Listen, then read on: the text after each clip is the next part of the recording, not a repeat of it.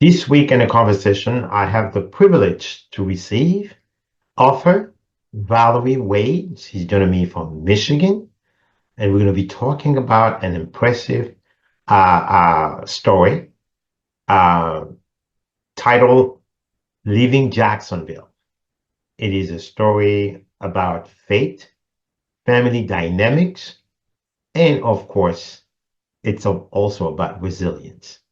But before we get into this interesting story with author Valerie Wade, I'm also reminding you about my own literary achievements.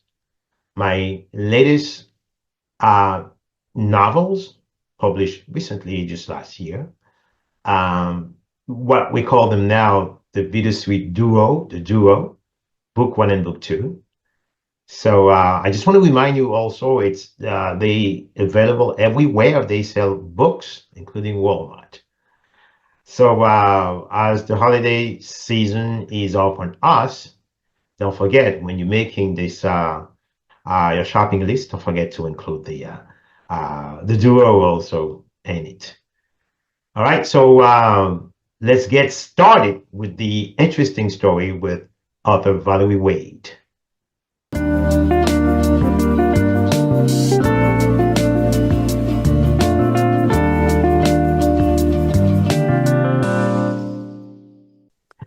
Again, my name is Ardain Isma, and I'm here this evening or this morning. It depends on where you are across the world with an impressive author. I'm here with author Valerie Wade. She's joining me from Michigan. And we're going to be talking about a very interesting novel titled Leaving Jacksonville. So, Valerie, welcome to the conversation. Thank you. Glad to be here. Okay, something I always do, Valerie, whenever I have an author for the first time in a conversation, I have to ask the author to introduce himself or herself. Could you please tell the viewers who is Valerie Wade? I am a mom and grandmother. I work full time in my day job as a research administrator for a university here in Detroit. And through that job, I do budgets and grant proposals for cancer research studies. And as a hobby, what I'd like to learn in the future is how to play the drums. So that's my future plan. I have a drum set, and I was part of a community band learning how to play the snare drum. So in the future, that's what I'm going to do. And I'm planning to retire next June, so maybe I'll get a chance to do that. Okay. When I was very young, I used to play the guitar. Oh, So, and I still have one at the house too. okay. Play sometimes when Yeah. I'm not so busy. Right. Right. Yeah. So, Valerie, let's talk about leaving Jacksonville, and I thought at the beginning, I said, this is an author who lived in northern Florida, my neck of the hood. Right. Now I know you live all the way up in Michigan, right? Right. Detroit. Yep. Detroit, Michigan. Hmm. So how, first of all, I have two questions for you. What Okay. inspired you to choose Jacksonville as the backdrop for the story? And the Hmm. second question is, what inspired you really to open up the story with little Charles' baptism? I know, religion or baptism holds a symbolic significance in many traditions. So why? Okay. So the story, in my late 40s, I went back to school to complete my bachelor's degree at Wayne State University. And one of our assignments in my imaginative writing class was to find a photograph and write a story about it. So in the Essence magazine, there were several photographs. I was searching through magazines, and I came across a photograph, a black and white photo of a family. I guess it was during the Great Migration, Okay. and they had the car packed up, and there was a little boy in the front. There was an older man at the side door, and then there was a couple other people in the picture. And the license plate that I could see said Florida. Later on, as I saw the origin of the picture, it said the family was from Jacksonville. So that's where Leaving Jacksonville came from. It was, I've never been there. And um, the, the, the little boy in the picture became Little Charles, just a name that I pulled out. And the story has changed over time, but it was an assignment in an imaginative writer class that I got an A on, and then it turned into a bigger story. but that's where it came from a photograph, just looking at that photograph and just making up a story from the photograph. Okay, so with that, I'm just going to ask you just to share just a sneak preview with the viewers by just giving him a small summary of what the story is about. Okay, the Not giving story. out, you're not giving away the story. Just Okay. Okay, it's about a family, um, which consists of a mother and father, the patriarch of the family, the Papa Joe, his son and his daughter-in-law, and their cousins, and their journey from Jacksonville, Florida to Detroit. The patriarch convinced the family he's been wanting to leave the South and go north to where his brother was in Detroit, and so they made the journey, and things happen along in the journey. And as you said, the book opens before they leave Florida with little Charles's baptism. His mother wanted him to get baptized in their home church before they left the South. okay. So the Great Migration, I remember that was back in the 1930s, or Yes, when huge numbers of African American migrated north, right, and many of them, uh, uh, you know, ended up in Chicago and Ohio and Michigan, upstate New York, and many places. right. And even further is California. Really? Yes. Okay, okay. Because I remember I was in Atlanta a few years ago, and we went into my wife and I. So we went into a restaurant, but it was an affluent neighborhood, Okay. and most of them were African Americans, and they say we are part of the reverse migration. So Oh, a lot of professionals, now returning to the source. right. And That's it's right. in Atlanta, which is a beautiful city. So if you've ever been to Right. Atlanta, you need to go. Right. My daughter lives in Atlanta. She's been down there for about 13 years. Okay, so Yeah. yeah, yeah. So really interesting summary.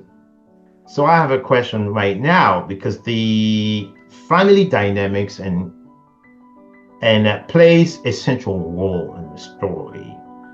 Interesting characters like Little Charles, Papa Joe, Big Joe, and Ida May. Right. These characters. So are any of these relationships inspired by people who you know in your life or something? Well, I had kind of like um an uncle. There wasn't a blood uncle, not related. That the brother in Detroit that Papa Joe was coming to see, it was kind of based on him. When I was picturing writing the story, I was picturing the neighborhood I grew up and picturing Uncle Ben, who was the brother of Papa Joe, to be Uh-huh. that person. And the neighborhood where I was born in Detroit, the street was called Log Cabin, and that was where I was picturing the whole story. But um, Papa Joe was, I had a stern grandfather, Mhm. and Papa Joe was kind of like that with little Charles. He was loving, but he was, was stern. And so it's kind of based on some of the personality of my grandfather. Ah, okay. Yeah. So that's my next question. So how do you, Valerie, approach themes of fate and tradition in the novel itself? And the second part of the question, why were these aspects important for you to emphasize in the characters' lives? Because being in the South, I knew, and some of the characters, one of the characters in the story is the cousin that travels with them, and I knew her being in the story, Ivy Lee, who is in the main focus of my other book. She was very religious, and so I knew I was going to have it centered around the church because I was putting her in there. So, Right, so that's where the baptism came in, and right. I started thinking about my grandmother, how baptisms happen. Everything is centered around food, Uh-huh. big family dinners, Sunday dinners were a big thing. And so that's where that started. But the characters were, parts of people that I know, and just the love of a family when a family is close like that and they have those family traditions. So, okay. Now, that comes to my next question, Valerie. So, what was the process of creating Hattie and her relationship with little Charles? Okay. Hattie Was it was, hard for you uh, to? No, Hattie. So I had to when I decided to do the first book. This story was part of the first book, and I separated the two. So Hattie was a different character, and I was so you kind of get wedded to those characters that they become a part of you. And I just couldn't leave Hattie out. She was originally gonna be Ida Mae's daughter, and I really didn't want to leave her out. So um, then I came up with the idea that not only was the family leaving, but Ida Mae was leaving her best friend, and little Charles was leaving his best friend that he grew up with. And so the two mothers were close, Esterline and Ida Mae were close, and so little Charles and Hattie were also close. So it was everybody has a childhood friend, and they were sad, but kind of excited for them to be leaving, but um, you know that just came to be because I was kind of close to that character and didn't want to leave her out, and I wanted to put her back in there in some way. So let me ask you this question: Is that you consider that you consider Haiti as your preferred character? Because I know every writer has someone in the story that you just would never want to let go. Yeah, it would probably be Ida Mae, she was kind of the one telling the story originally. She was the one telling it from them loading up the car and saying the goodbyes and getting everybody ready. So Ida Mae was kind of like the one that I couldn't let go. She was like the first one that I thought of, even before I added little Charles and the other people. Okay, so the question is right now, that was my first question of that, because I like because your story has multi-layered of aspects of it. Hmm.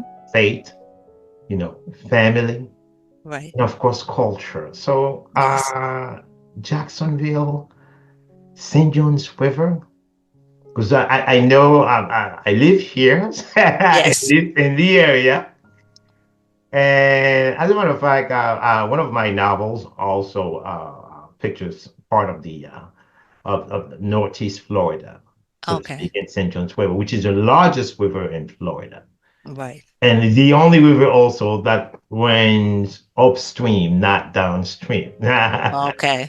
So yeah, so I mean, you said you've never been to Jacksonville, and you're very, very good uh, at creating, scenes that really put a reader right up to where the actions are taking place. Right.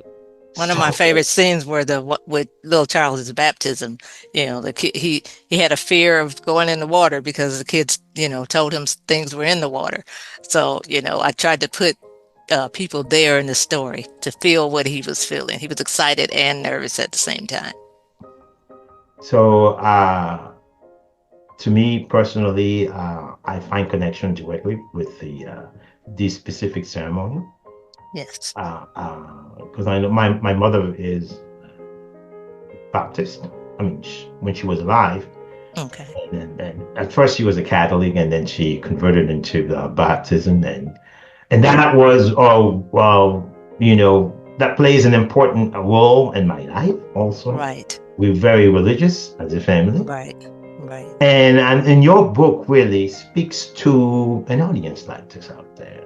Yes. So, since the book was published, have you ever had readers contacting you and speaking about or talking to you about this specific aspect of your book?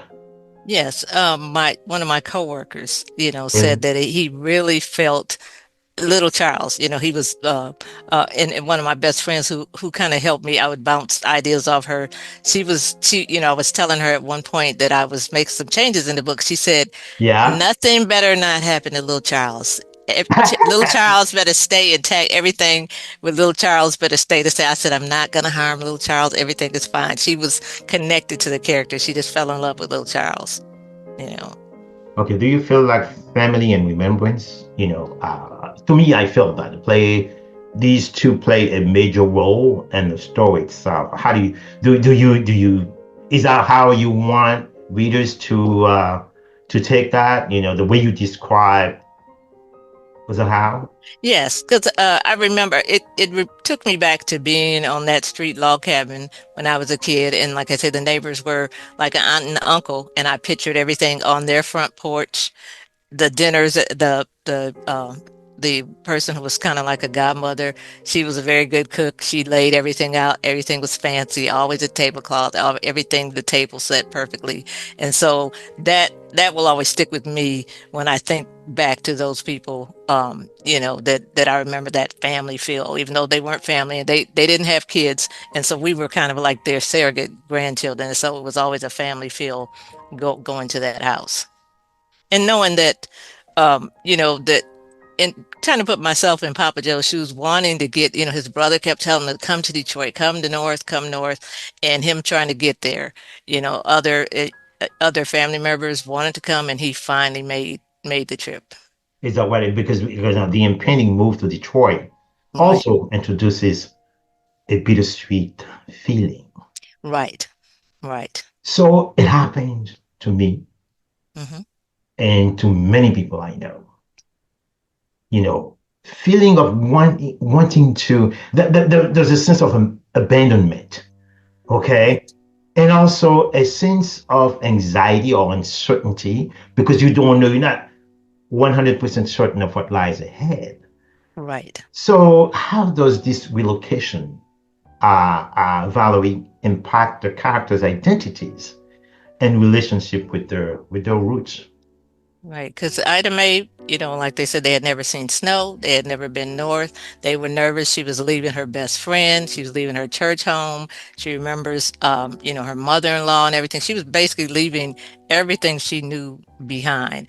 And it kind of put me in the mind of both of my grandparents are from Trinidad, and they came with. I was looking over some of my mother's papers that she wrote up about it, and my grandfather came to the United States 100 years ago, and I think they came through Bermuda and then came to Canada and came to Detroit. So some of the writings that I read at my mother's was talking about her mother leaving Trinidad. She was the oldest child, and left her other siblings to come with my grandfather.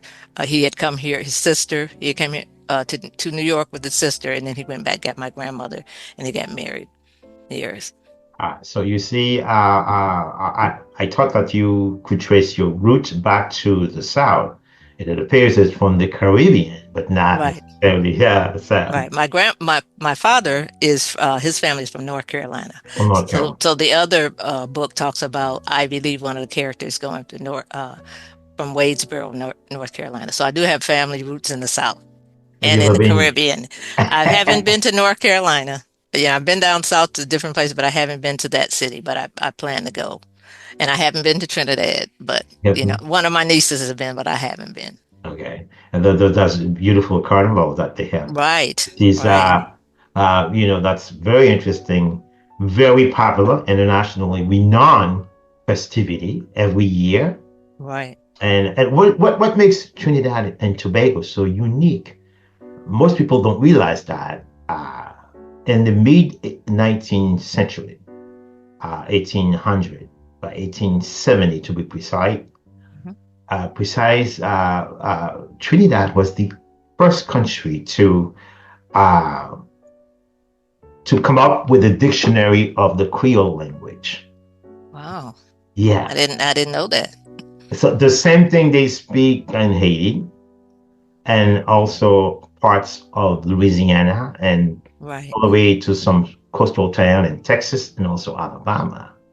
So yeah, most people seem to believe that, oh yeah, it's from Haiti or somewhere from Martinique or Guadeloupe. No, it was Trinidad and Tobago. Wow. Yeah. Yeah, And my so for grandfather so used to long, say, the language yeah, survived. Yeah. yeah. My grandfather used to say he was a British American citizen. That's what he said.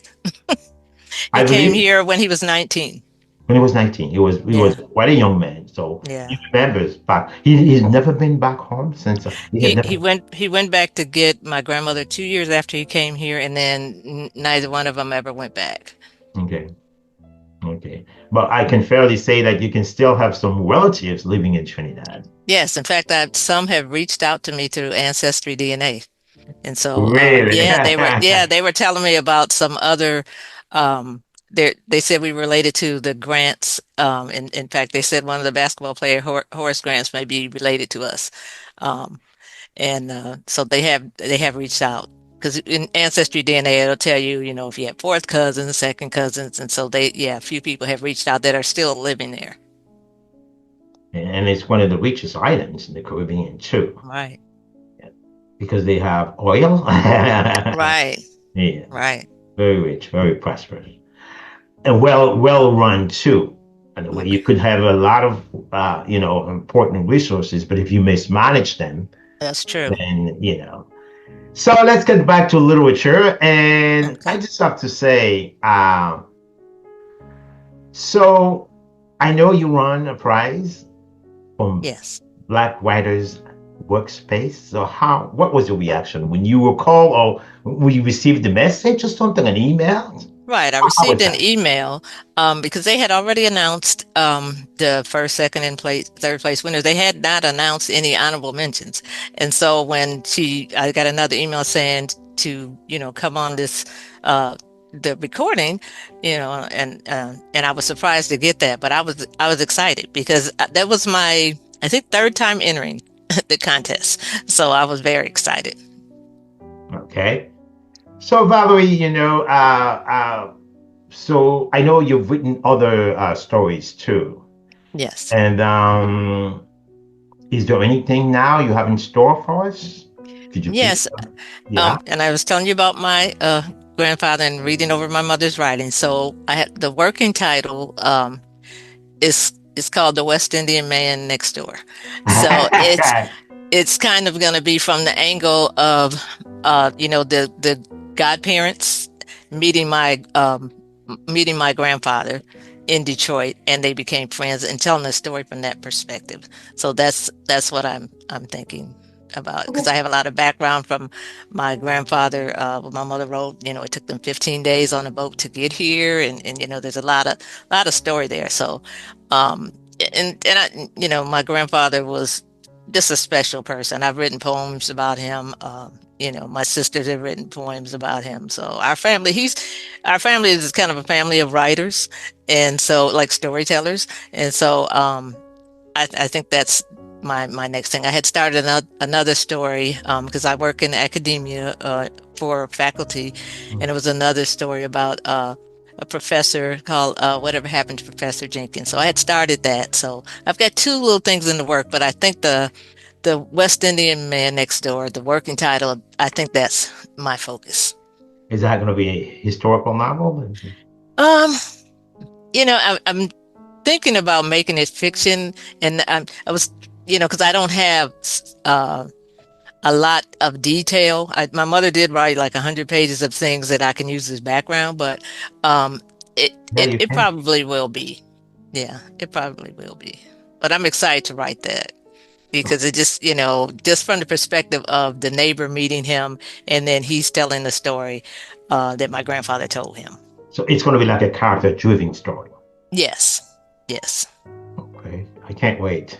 Yes. And yeah, I was excited. I was excited to when I thought about came up with the idea. So, and then when I found some of my mother's writing with some of the background of how they got here and some of the stuff that happened when he was in Trinidad, can be like foreshadowing. I said this would be perfect. And knowing you, with your fine, touch like this, I'm sure it's going to be I very hope so. interesting. I sure Interesting. hope so. Okay, so Valerie, listen. Every time I have a writer in a conversation, sometimes we Hmm. just switch a little bit from literature and we focus to something much more practical because since then we're humans. Okay. So we talk about food. Oh, Because you just mentioned, you see your route from Trinidad to North Carolina. It's a blend of. So if I ask you, what is your favorite cuisine? hmm. Well, I can say that the one thing I lost my grandmother as young as like 4 years old. So my grandmother uh, I don't have a lot of memories of her, but my grandfather taught us all how to make curry chicken. So curry chicken is one dish that we still, it was five of us kids, we still make. And from the other side, I make sweet potato pies. Really? Yeah, yeah. So that's the one thing at Thanksgiving that's like my specialty. I make sweet potato pies, but I still make the curry chicken every now and then. That's interesting. Yeah. Okay, so what about music? Is that a blend of Caribbean and also soul? Yeah, I like a lot of different kinds of music, but I grew up in the 70s, and so the like the funk music, You, the Kool and the Gang, I the know. Jackson Five were out then, Maze, all kind of 70s music, but I like smooth jazz too. Okay, I remember. Yeah. What are you gonna do if you're moving up? How do you call that again? That's Cool in the Gang. Yeah, Kool and the Down on Gang. it. Get down on Right. it. Right, the whispers, Earth, Wind and Fire, all that kind of stuff. Mhm. Yeah. So how about now let's switch back to literature now, because I know Okay. every writer has his own or her own preferred author. Right. Okay, who his? It doesn't have to be an American. Okay. Hands down is your preferred author, Valerie. Okay. I read a lot of Alice Walker. There was a author, he's passed away since, and his name just escaped me. Um, his name escapes me. But he wrote like urban fiction. But Alice Walker, I know I've Is read your a best? lot I of her books. prefer. Yes, that would be number one. Is there any particular reason why you think? Um, she writes poetry and it's just the way she writes stories. It's just, it's just the way the themes are. All right. So my last question for this wonderful conversation, Valerie. If I were to ask you to give advice to writers out there, independent writers, who would want to follow your path of infusing great themes like faith, family, and the stories, and to do it as so well as you did in this story. So what advice would you give them? I would say, find your passion, something that you're really passionate about. And even if you think it's not popular, you never know if that is going to pique somebody's interest. Because I was so surprised when people would tell me how they loved leaving Jacksonville, and it just kind of took on a life of its own. But just keep writing and rewriting, and until you feel like you've gotten it there. And because Leaving Jacksonville turned out to be a shorter story, it was part of the bigger story from my first story. But you know, it, short stories can be good stories too. So with that, Valerie, I'm just going to say it's been such an honor to have you, wonderful Valerie Wade, in the conversation. Thank you. And I just remembered the name of the other author, Eric Jerome Dickey was Eric, the other. Yes, Eric Jerome Dickey was Eric the other Jerome. author. Okay, Yes. Yeah, okay. he wrote a lot of novels. I always learned something. He always had a little humor in there. It was a new word that I didn't know. It was always something you didn't expect. Okay. All right. So with that, let's say once more, it's been a pleasure to have you, to have had the opportunity, the honor to have wonderful writer Valerie Wade and the conversation.